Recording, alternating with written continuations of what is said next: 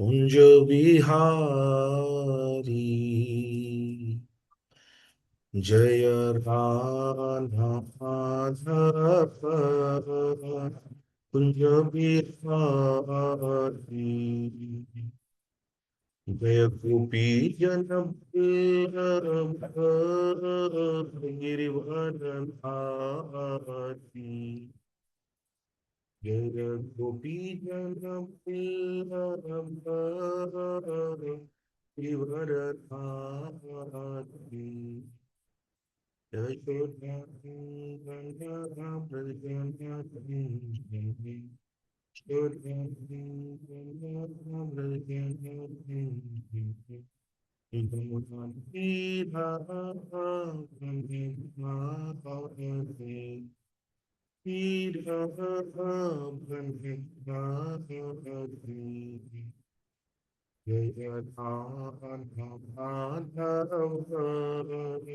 कुंज बिहारी। हरे कृष्ण हरे कृष्ण कृष्ण कृष्ण हरे हरे हरे राम हरे राम राम राम हरे हरे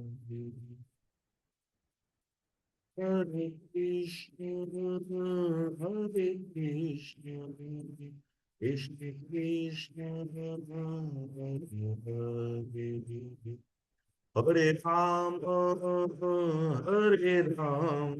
हरे राम राम राम हरे हरे हरे कृष्णा कृष्णा कृष्ण कृष्ण हरे हरे हरे राम राम राम हरे हरे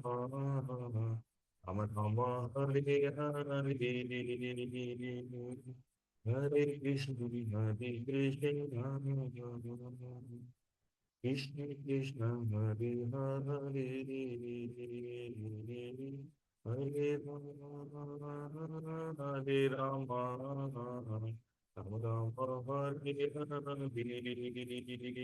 जय जय गौरनट राम जय जय लालिता गौरनट राम जय जय लालिता जय जय प्रभुपाद प्रभुपाद प्रभुपाद जय जय प्रभुपाद। हरि नाम संकीर्तन की जय। मेरी वॉइस क्लियर आ रही है? जी प्रभु जी। Thank you. और ये स्क्रीन भी दिख रहा है, स्क्रीन शेयर है? हाँ, दिख रहा है प्रभु। ठीक है, तो मंगलाचरण करेंगे। ओम ज्ञानतिमिरान्धस्य ज्ञानाञ्जनशलाकया चक्षुरुन्मीलितं येन तस्मै श्रीगुरुवे नमः। श्रीचैतन्यमनोभीष्टं स्थापितं येन भूतले स्वयं रूप कदा मह्यं ददाति स्वपदान्तिकम्। वन्देऽहं श्रीगुरु श्रीयुतपदकमलं श्रीगुरुन् वैष्णवांश्च श्रीरूपं साग्रजातं सहगण रघुनाथान्वितं तं सजीवं साद्वैतं सावधूतं परिजनसहितं कृष्णचैतन्यदेवं श्रीराधाकृष्णपादां सहगण गुणाधाम सहगण ललिता श्रीविशाखान्वितांश्च। हे कृष्ण करुणा सिन्धु दीनबन्धु जगत्पते गोपेश गोपिका कांत राधा कांत नमोस्तुते। तप्त कांचनि गौरांगी राधे वृंदावनेश्वरी वृषभानुसुते देवी प्रणमामि हरिप्रिये। वाञ्छाकल्पतरुभ्यश्च कृपा सिन्धुभ्य एव च पतितानां पावनेभ्यो वैष्णवेभ्यो नमो नमः। जय श्री कृष्ण चैतन्य प्रभु नित्यानंद श्री अद्वैत गदाधर श्रीवास आदि गौर भक्त वृंद। हरे कृष्ण कृष्ण कृष्ण हरे हरे हरे राम राम राम हरे हरे। हरे कृष्णा। सभी का स्वागत है आज की रीडिंग क्लास में। तो हम लोग प्रभुपाद का जो पुस्तक है स्मॉल बुक कृष्ण की ओर उसका तीसरा अध्याय पढ़ रहे हैं। तो क्विकली कोई बताएगा कल हमने क्या डिस्कस किया था, कुछ शॉर्ट में, अगर कुछ नोट किया हो या कुछ याद हो कोई भी एक चीज। मनोज प्रभु, अनम्यूट करिए। हरे कुछ भी। कृष्णा प्रभु जी, दंड हरे, दंड। दंडवत दंडवत प्रभु। जी जी। कुछ तो भी याद हो। स्वतंत्रता के बारे में बताए थे प्रभु जी। जी जी जी। स्वतंत्र के यानी स्वतंत्र कौन है इस पृथ्वी पे, जैसे कौन से जीव हैं, जैसे मनुष्य हैं तो स्वतंत्र कैसे हैं, तो हम लोग किस विधि से स्वतंत्र हैं, जैसे उदाहरण में आपने कुत्ते वाला बताए थे। कुत्ते का उदाहरण दिया था। जी जी। तो हाँ। उसी तरह से हम लोग को माला जो है वो किस तरह से हमारा हम्म। मतलब हाँ किस तरह हाँ। से हम स्वतंत्र हैं, क्या है। बहुत जी अच्छा, प्रभु बहुत जी। अच्छा प्रभु जी। तो जी इसीलिए प्रभु हम जी। सभी साधनों से पे बात कहते बताई हैं। थी मुझे। जी माता जी, हाँ बताइए। साधनों पे बात हुई थी थोड़ा सा की। जी जी जी। हाँ, बहुत अच्छा। इसीलिए हम कहते हैं थोड़ा सा पेन कॉपी रखना चाहिए, है ना। लेकिन खैर आप जी लोग श्रुतिधर हैं, सुन के याद कर लेते हैं। लेकिन कॉपी जो है ना, कॉपी रखना चाहिए। कॉपी में थोड़ा सा नोट करते रहो, नोट्स बनाते रहो, जिससे बाद में भी रिकॉल कर सकते हैं। जी यस, जी कल। जी। तो कल हम लोग बात कर रहे थे स्वतंत्रता की, कि अभी देखिए समाज में बहुत सब धरना प्रदर्शन कर रहे हैं, हमें चाहिए आजादी, हम स्वतंत्र होना चाहते हैं। तो हमने बताया था कि एक एग्जाम्पल लिया था, कुत्ते का एग्जाम्पल। एक गली का कुत्ता जो होता है वो भी अपने आप को स्वतंत्र समझता है। वो जो पट्टा लगा हुआ कुत्ता है उसको देख के बोलता है कि अरे देखो ये बेचारा, इसका जीवन कैसा बंधुआ बना हुआ है। गले में पट्टा जब मालिक खींचता है तब, लेकिन ये नहीं जानता है वो कुत्ता कि अगर म्युनिसिपल पार्टी वाली गाड़ी आएगी तो सबसे पहले गली के कुत्ते को पकड़ेगी। ठीक है। रोड एक्सीडेंट में कौन से मरते हैं? गली के कुत्ते मरते हैं। कभी भी पट्टे वाला कुत्ता रोड एक्सीडेंट में नहीं मरता है। तो इस तरीके से, ऐसे ही जब आप भगवान, तो हमारा पट्टा क्या है? हमारे देखो गले में पड़ा हुआ है ना ये पट्टा, ये जो नेक बीड है ये हमारा पट्टा है। हम क्या है? प्रभुपाद वरियर हैं। हम क्या है? प्रभुपाद के जस्ट लाइक डॉग। तो और हमने कल बात किया था शांति का सूत्र। अभी इस समय ये जो सिचुएशन चल रही है, वॉर सिचुएशन है, पिछले 1-2 साल से ये सिचुएशन है। और बड़ी बड़ी संस्थाएं हैं, बड़े बड़े संघ बने हुए हैं, संयुक्त राष्ट्र संघ और यूनेस्को वगैरह, ये सब क्या है, प्रयास करते हैं कि सब नाटो और बड़ी बड़ी संधियां की जाती हैं कि जिससे कि ये टेंशन वाला समय ना आए। लेकिन सब कुछ फेल है, क्योंकि हम वास्तव में शांति का सूत्र समझ ही नहीं पाए। तो शांति का सूत्र के लिए हमने चर्चा किया था, प्रभुपाद यहाँ पे लिख रहे हैं ईशोपनिषद का पहला सूत्र। ईशावास्यमिदं सर्वं यत्किंच जगत्यां जगत तेन त्यक्तेन भुंजिता माँ कश्चित कच्चित धनम। मतलब कि ईशावास्य, ये सब कुछ जो है वो भगवान का है, जिसको जितना चाहिए वो ले ले। तो ये जो अशांति, सारी अशांति है, उसका कारण क्या है? लोभ है उसका कारण। तो इस तरीके से इन चीजों को हमने एड्रेस किया था पिछले क्लास में। ये प्रभुपाद जो है, प्रभुपाद के जो लिखा है उसके आधार पे ये हमने डिस्कस किया था। तो और यस, ये भी बताया गया था कि इस भौतिक जगत में जो भी कुछ पाया जाता है वह कृष्ण में भी परिपूर्ण है और विकृत रूप है।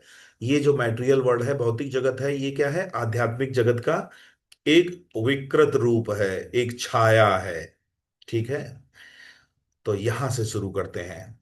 महात्मानस्तु मां पार्थ दैवीं प्रकृतिमाश्रिताः भजन्त्यन्यन्मनसो ज्ञात्वा भूतादिम् अव्ययम् सततं कीर्तयन्तो मां यतस् यतन्तश्च दृढवता नमस्तस् नमस्यन्तश्च मां भक्त्या नित्ययुक्ता उपासते। हे पार्थ, मोह मुक्त महात्मा जन दिव्य प्रकृति के संरक्षण में रहते हैं। वे पूर्णतः भक्ति में निमग्न रहते हैं। क्योंकि वे मुझे आदि तथा अविनाशी पूर्ण पुरुषोत्तम परमेश्वर के रूप में जानते हैं। ये महात्मा सदा मेरी महिमा का कीर्तन करते हुए दृढ़ संकल्प के साथ प्रयास करते हुए मुझे नमस्कार करते हैं और भक्ति भाव से मेरी पूजा करते हैं।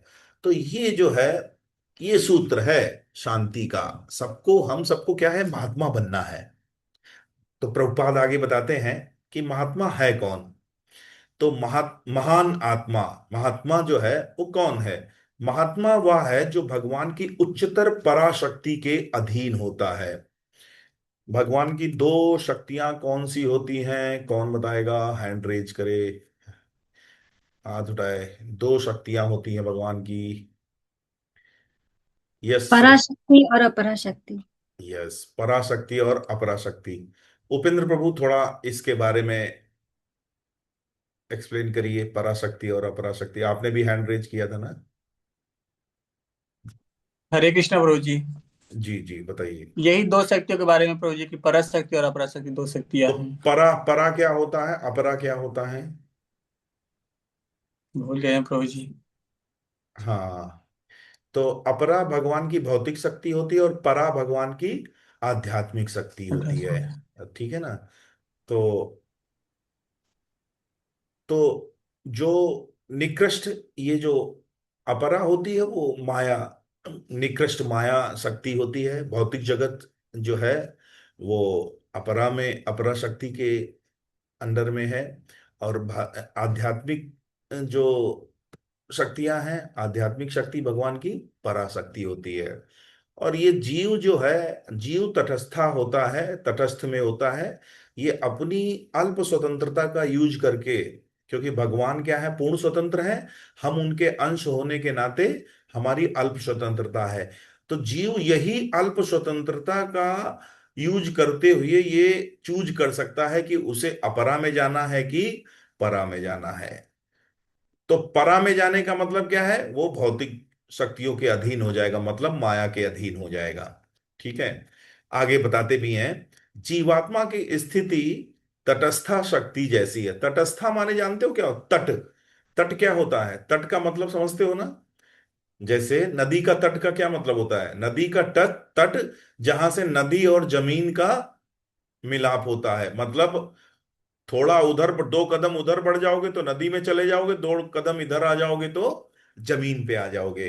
तो जीव क्या है? भगवान की तटस्था शक्ति है। ये आध्यात्मिक तरफ भी जा सकता है और भौतिकता तरफ भी जा सकता है, जो उसकी अल्प स्वतंत्रता है उसका इस्तेमाल करके। आगे क्या कहते हैं प्रभुपाद? इस समय हम श्री कृष्ण की निकृष्ट माया शक्ति के अधीन हैं। जीवात्मा की स्थिति तटस्था शक्ति जैसी है। हम अपने को इन दोनों में से किसी शक्ति की ओर स्थानांतरित कर सकते हैं।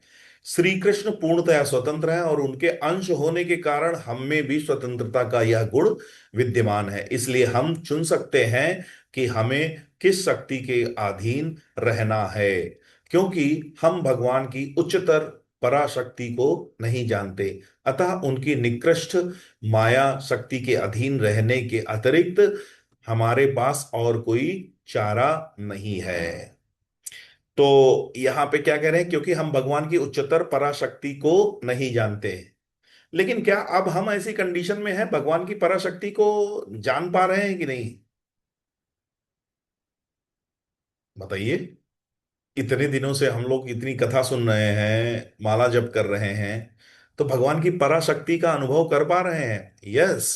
जी प्रभु जी। हमारे लिए गुड न्यूज है कि हम अब समझ रहे हैं कि ये मैटेरियल और स्पिरिचुअल, ये डिफरेंस हम समझ चुके हैं। ठीक है ना? और ये बस हमारी चॉइस पे डिपेंड करता है कि हम किधर, स्पिरिचुअल में जा रहे हैं या फिर मैटेरियल में जा रहे हैं। अभी ऐसा कोई, ऐसा नहीं है कि ऐसा कोई बाउंड्री है कि उधर पैर रख दिया तो चाइना में चले गए, चाइना बॉर्डर पे है, और इधर आ गए तो इंडिया में आ गए। ऐसा कुछ नहीं है। हमारे हाथ में जैसे ये है, ये एक ईयरबड है हमारे हाथ में, ये फोन है, ये हमारे हाथ में फोन दिख रहा है। तो अब हमारी चॉइस इस फोन को यूज करने के लिए क्या है।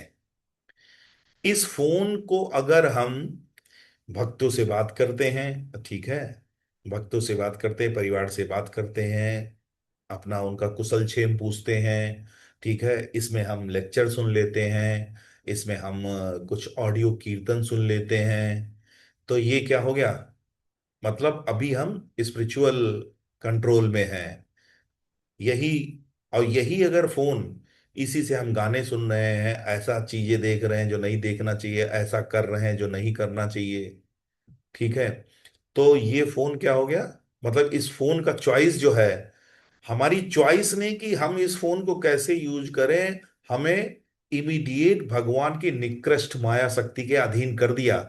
और माया शक्ति के अधीन हम जैसे ही आएंगे, इसका मतलब हम गुणों के प्रभाव से, गुणों के प्रभाव में आ जाएंगे। कौन से तीन गुण हैं बताइए मनोज प्रभु, तीन गुण कौन से होते हैं, प्रकृति के तीन गुण?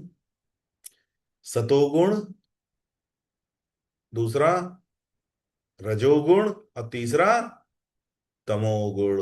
तो हम क्या है, माया शक्ति के प्रभाव में आकर गुणों के प्रभाव में आ जाएंगे। तो हमारे लिए गुड न्यूज ये है कि अब हम भगवान की जो उच्चतर पराशक्ति है उसको जान तो गए ही हैं, जान गए हैं, मतलब अब हमारा जो प्रायोजन है वो पता चल गया है। अब हम अभिधेय में अपने लगे हुए हैं, प्रोसेस में हैं, तो निश्चित रूप से हम वहां पे पहुंचेंगे।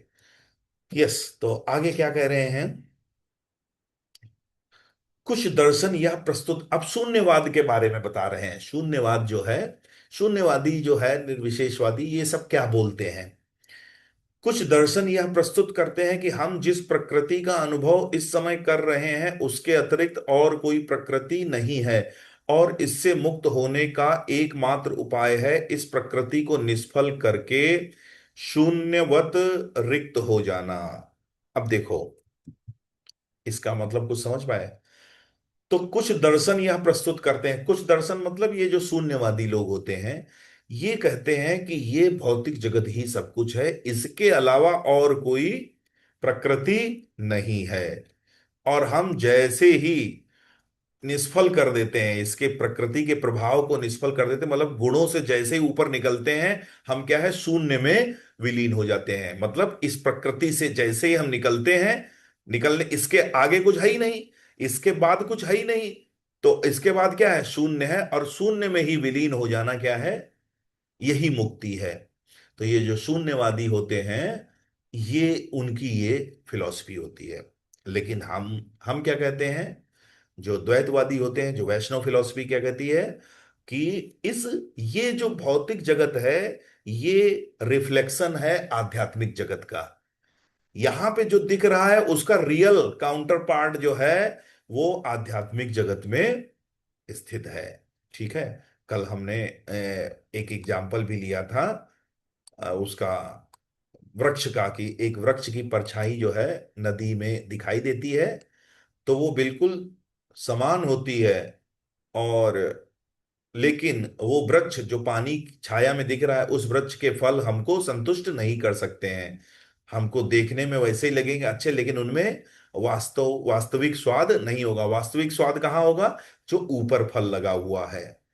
तो जब हम ये बात समझ सकते हैं इतनी आसानी से, तो ये बात भी हमें समझना चाहिए कि जो सच्चा सुख जो हम अभी तक पढ़ते आ रहे हैं, सुख की खोज, तो वो कहाँ पे हमारी पूरी होगी, जब हम आध्यात्मिक सुख को प्राप्त करने का प्रयास करेंगे। और वो कहाँ है, वो कहाँ है, भगवान जो कि स्वयं सच्चिदानंद है, विग्रह है, जो कि क्या है, सतचित आनंद, जो कि जो बने ही हैं सच्चित आनंद के, आनंद के, पूर्ण आनंद के ही हैं।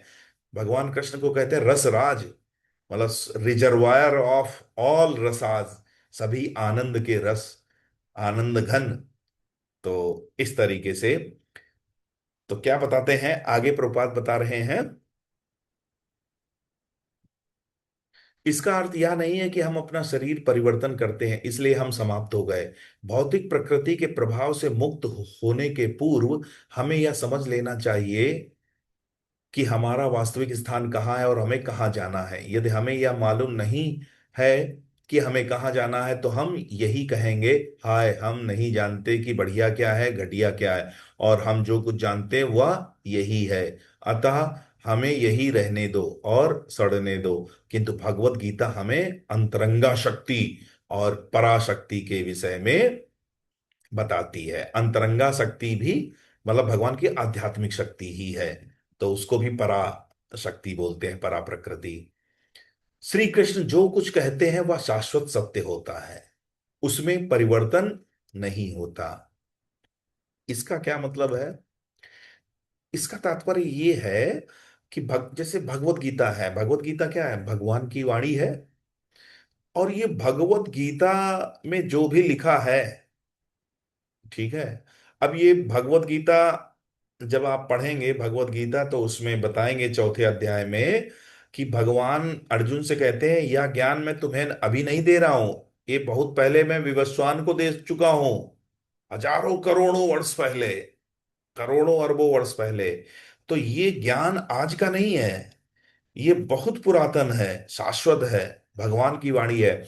और ये भगवत गीता का रिजल्ट ये है, इस भगवत गीता को पढ़ के एक अफ्रीकन आदमी, चाहे अमेरिकन आदमी, चाहे हिंदू, चाहे मुसलमान, किसी भी कम्युनिटी का है, किसी भी क्षेत्र का है, किसी भी स्थिति में है, सबका रिजल्ट सेम आएगा। और ये प्रभुपाद ने ये प्रूफ करके दिखा दिया।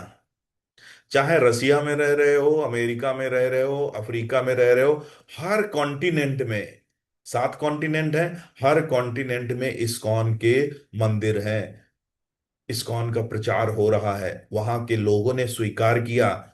तो जो उनके अंदर ट्रांसफॉर्मेशन हुआ वो कैसे हुआ? हरिनाम से और भगवत गीता भागवतम के अध्ययन से।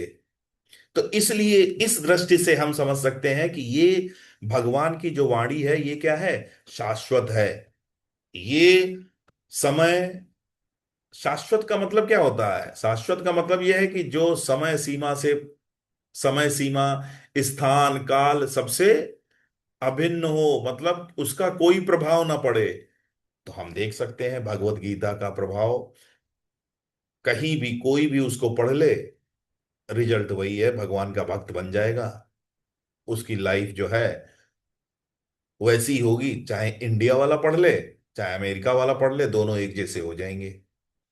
तो ये कहने का तात्पर्य है प्रभुपाद का। यस, आगे देखते हैं। हम केवल अपनी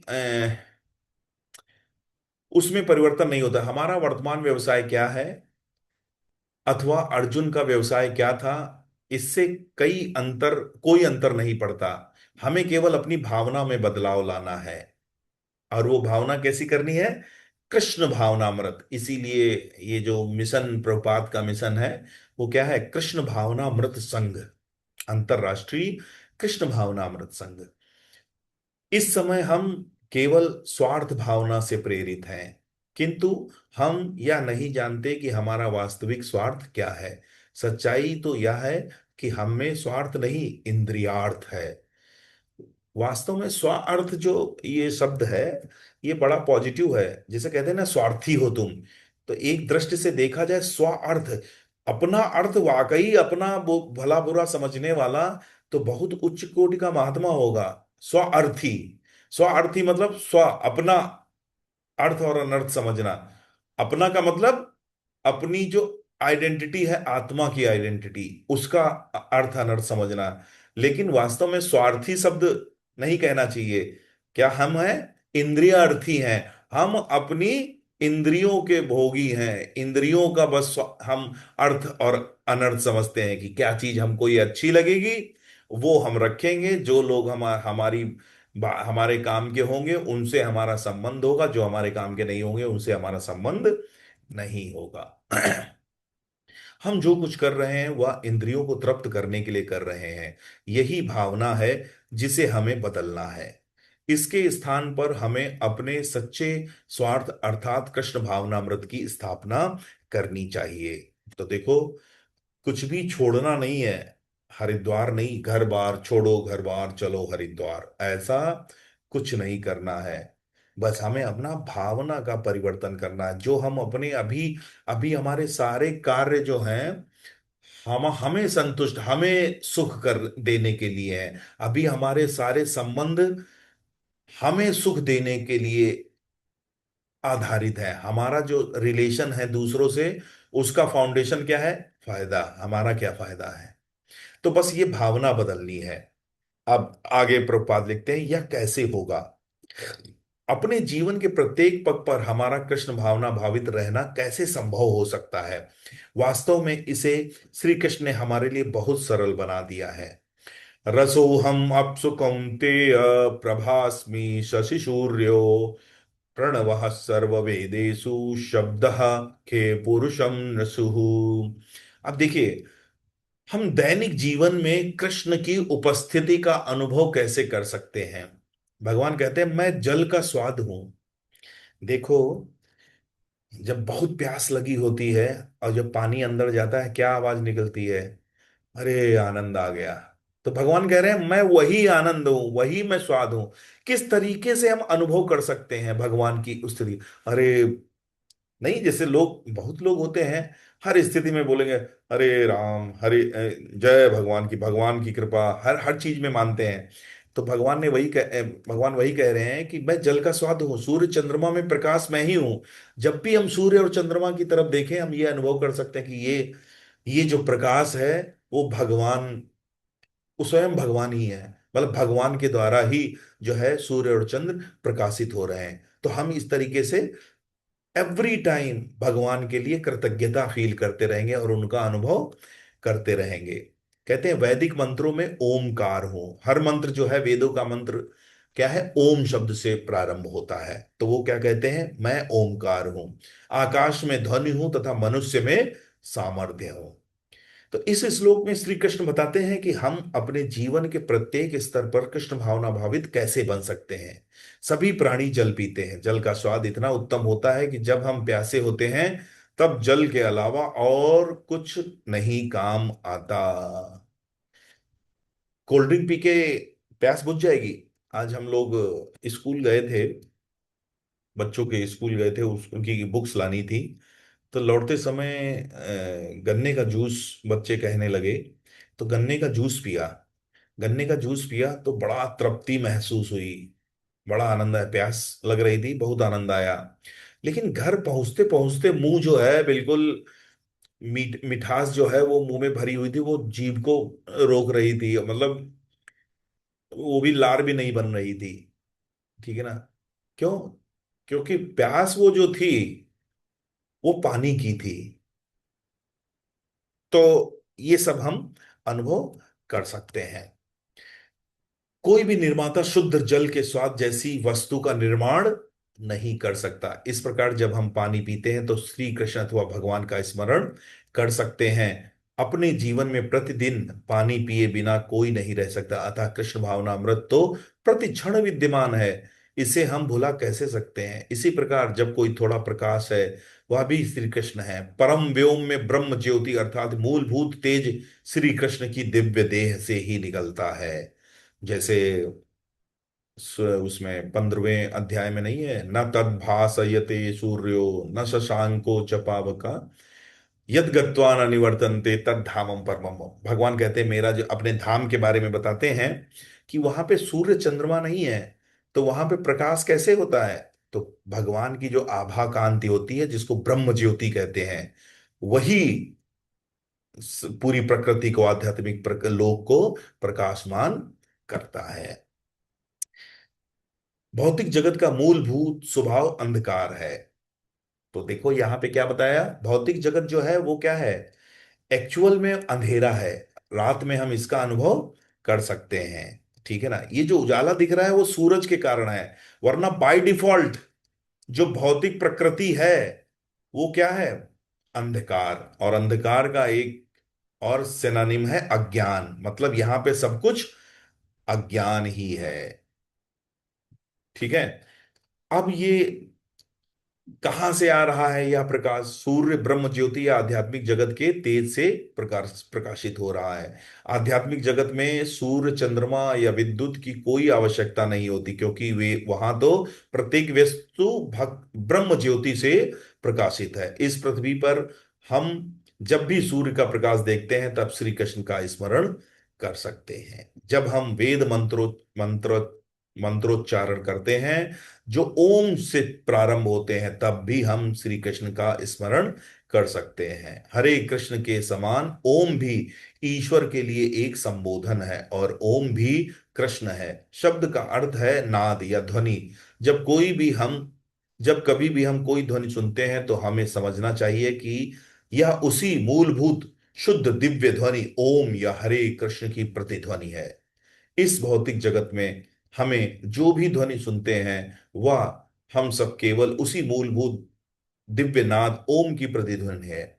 इस प्रकार जब हम शब्द सुनते हैं, पानी पीते हैं या प्रकाश देखते हैं, तब हम भगवान का स्मरण कर सकते हैं। तो ये क्या बता रहे हैं प्रभुपाद कि हम कैसे, यहां पे लिखा है ना, देखो, यह कैसे हो सकता है, हम अपने जीवन के प्रत्येक पग पर हमारा कृष्ण भावना भावित रहना कैसे संभव हो सकता है? वास्तव में हमें श्री कृष्ण ने बहुत सरल बताया। तो ये विधि है। और हम क्या करते हैं, एक भक्त क्या है इस्कॉन में, तो सब क्या करते हैं, डेली सुबह सुबह उठ के माला करते हैं। उसका पर्पज यही है कि सुबह सुबह जो है बिल्कुल हम माया के अगेंस्ट अपनी फाइट 16 माला करके घर से निकलेंगे।